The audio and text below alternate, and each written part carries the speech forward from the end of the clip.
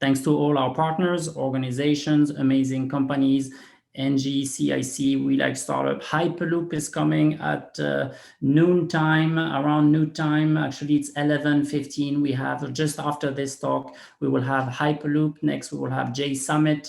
So stay tuned, everybody. And we're very excited to have Alison in a few minutes. So we'll start in a couple of minutes.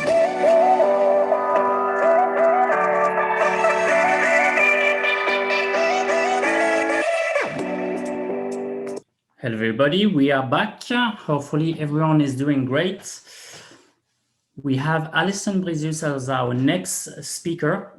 Alison, good to meet you for the first time. We were introduced to Sarah DeLute from the city of Boston. So we're really excited to have you, and we look forward to hearing what's the vision of Boston in terms of tackling some of the climate change issues, the environment, the space we live in, and this is very exciting. This is a revolution, and Boston is known for revolution, so it's the right place to start it.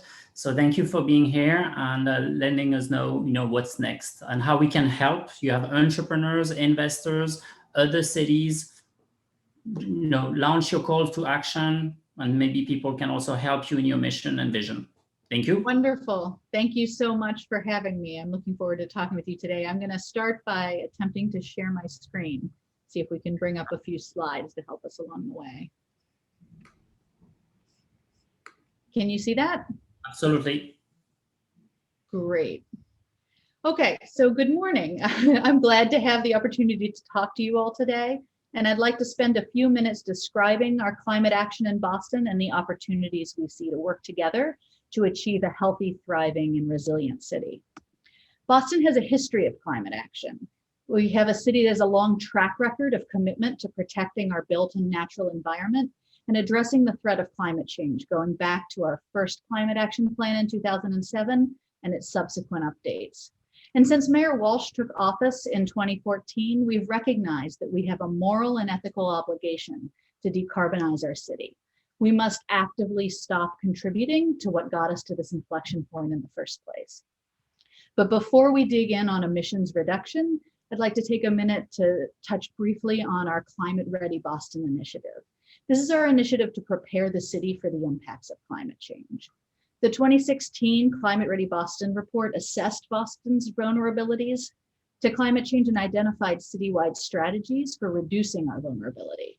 Our primary vulnerabilities here in the city today are increasing sea level rise, extreme heat, and intense precipitation.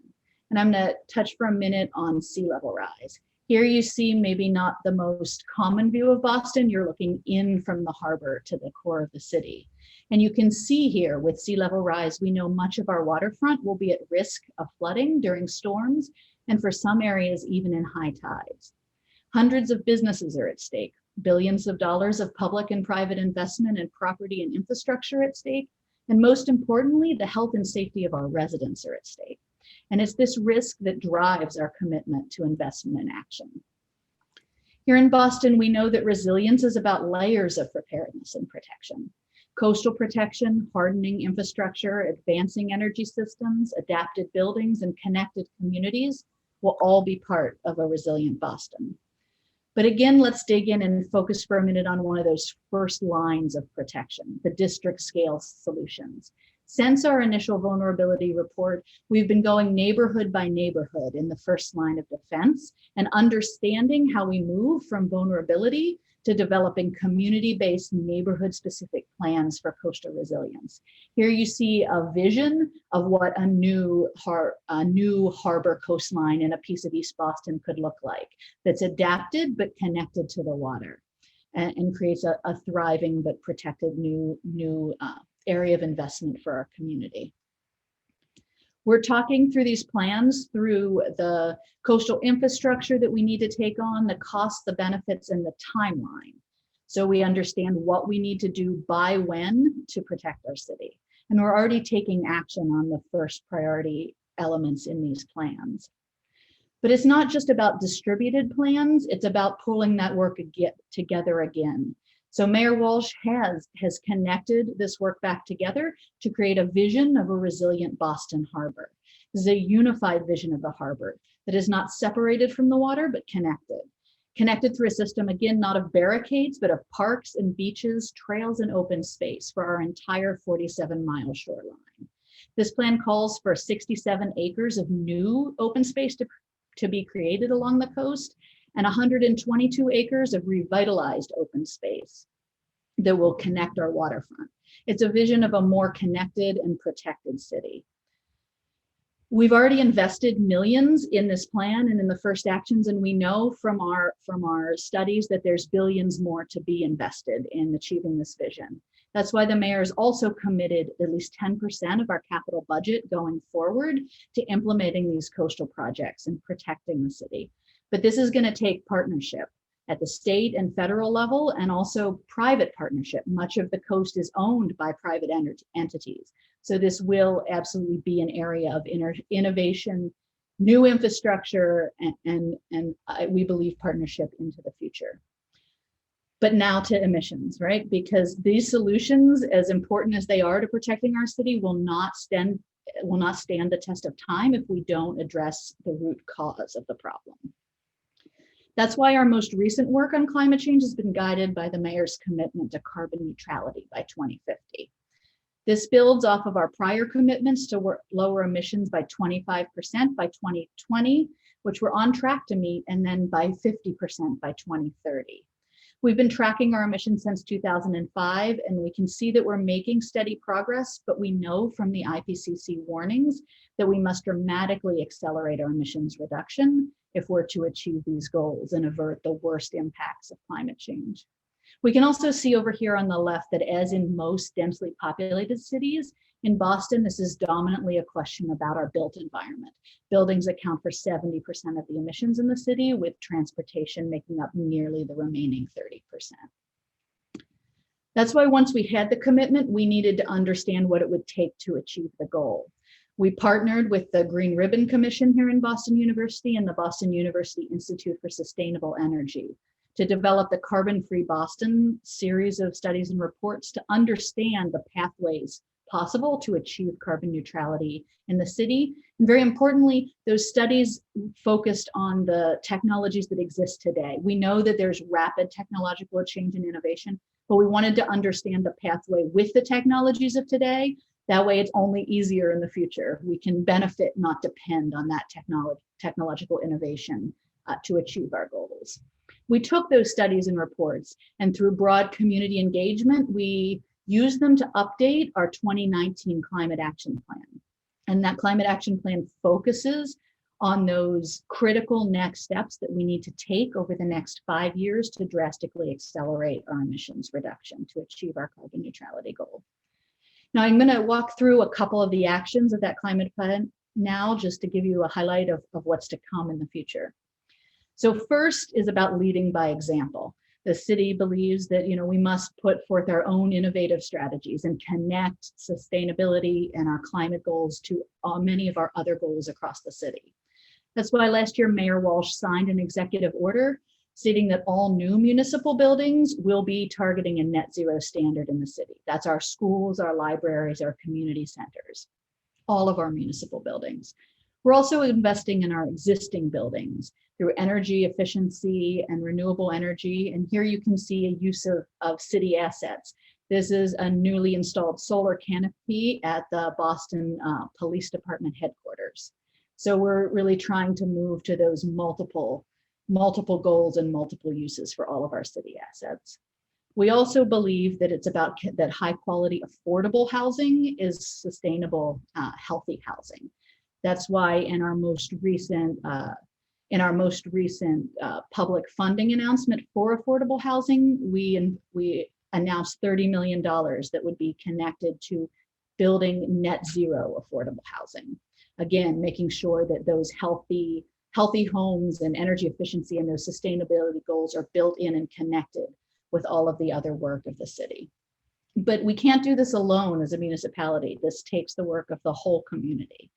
That's why we're working to achieve our shared goals with the private sector as well. We're developing new net zero zoning standards because we understand that every new building that's built in the city today is a building we're going to have to turn around and retrofit unless we build it right from the beginning, unless we build it to achieve a net zero standard today.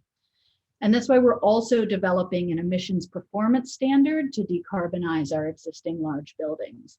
This will set binding carbon targets for the large buildings of the city that will decrease over time in line with our carbon emissions reduction goals.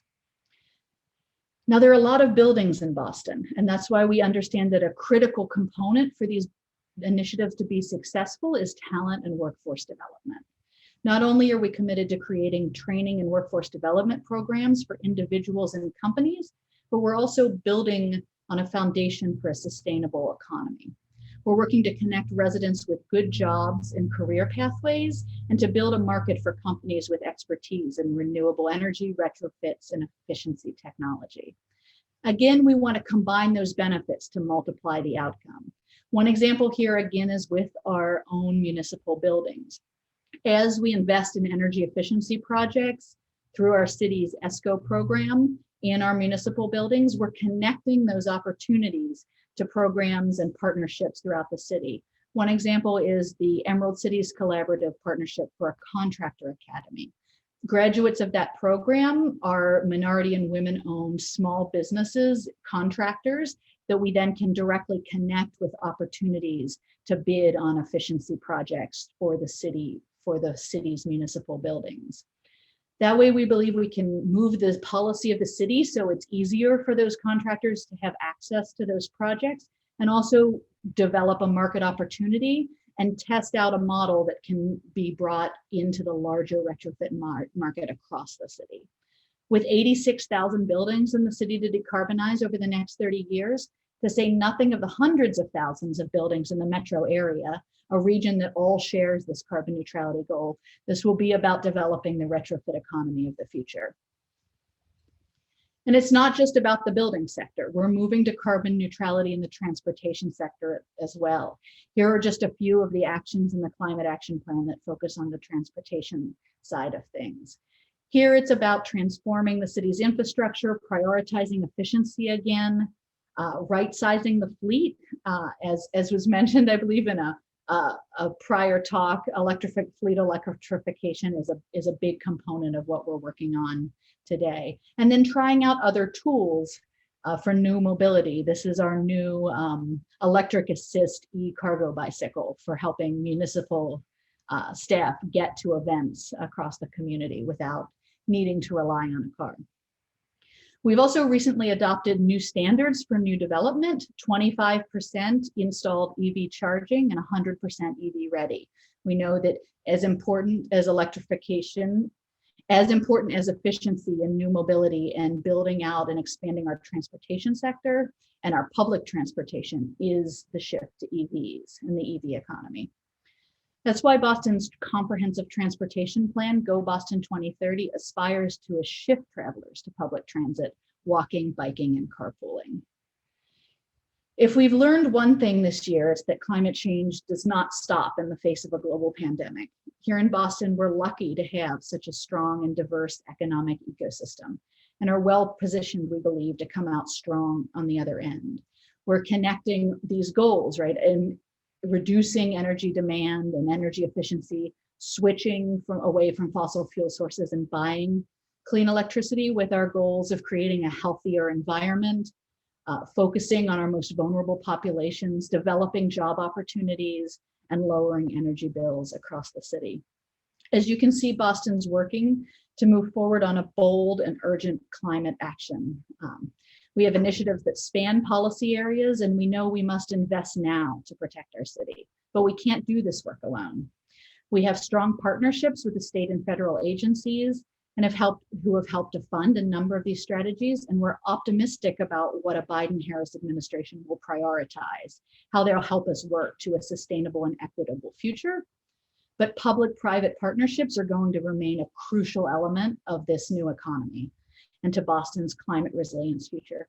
So we're looking forward to partnering with all of you, to opening conversations about how our business community can align and how we can support and partner towards these new goals. So thank you very much for having me, and I look forward to a chat. Hello, thank you, Alison. This was really great. So now let's open to questions. I'm just going to see here. I have a couple of questions actually. So you said, how do we need to dramatically accelerate things? So how can we dramatically accelerate things, and how can we as the community also take action to help you with that? How entrepreneurs, how venture capitalists, can help in your mission specifically? Absolutely. So I think it's going to be about those partnerships and about bringing ideas both to the city and to the buildings and the private entities and the communities of the city, right? So as we look at 86,000 buildings across the city to retrofit, if you just divide that by the 30 years to our goal, we're talking about spinning up to 2,500 retrofits a year, right? Yep. And we are not there today. So it's about bringing those new technologies to the market that will help us accelerate our emissions reductions, be they in the energy sector and connecting that for a more demand responsive system with emissions reductions, to new retrofit technologies at scale, Yep. or to helping us jump back from where we are in a COVID-like sector. We need new technologies to help us leapfrog to jump back better in our new mobility and our transportation systems. We don't want to move back to the old baseline and then forward Yep. from there. So we'd love to sort of create an ecosystem of ideas and bring everything you have, and we'd love to hear about it. Is there a specific process to do so? We contact your department, or is Yeah, local? just reach out to Sarah or myself. Happy to share my contact information. For a lot of these policy initiatives, I think that's another place it could be really helpful to plug in that people don't always think about. As we develop these binding emissions targets or this new zoning or new transportation demand measures that development will follow, having strong voices at the table that help people understand that this is achievable and cost effective today is so important. So Yep. we'll connect you to those processes, and we invite all voices to participate in those stakeholder engagements. Excellent, excellent. So it seems, this is a massive transformation for the city. Will So it be. sounds to me that, it's also a massive opportunity for job creation. Do we have an idea of how many jobs this can create? And what would be also the model? How is the city's going to help, these transition for homeowners and so on, or to even do the transition to electric mobility? Are there any programs there, plans? What's the idea? Sure. So probably too many to talk about here, but I'll highlight a few. So one example would be, we know that building a high performing net zero building is not just about the retrofit, but about having a trained workforce that can operate these buildings and good controls in place. So we've been partnering with the utilities and with commercial real estate, with the hospitals, with affordable housing, to develop a series of building operator training and certification programs that help folks be ready for jobs running and the optimized, highly performing buildings of the future.